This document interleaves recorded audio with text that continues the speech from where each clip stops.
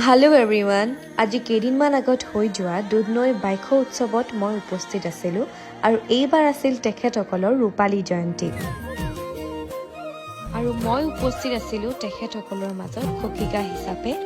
তেখেতসকলৰ অনুষ্ঠানসমূহ খুব সুন্দৰ আছিলে আৰু মই গৈ পাই ৰেডি হৈ ষ্টেজত আহি গ'লোঁ সেইদিনা আছিলে ফেশ্বন শ্ব' আৰু তাৰ মাজতেই ময়ো সকলোৰে মাজত দুপাকমান নাচিও দিছোঁ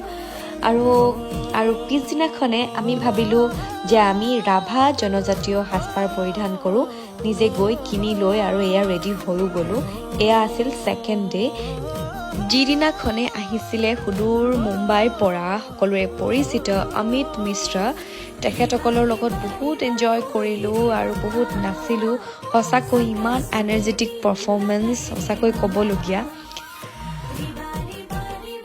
আৰু এয়া তেখেতে মোৰ অকণমান কামবোৰৰো প্ৰশংসা কৰিলে থেংক ইউ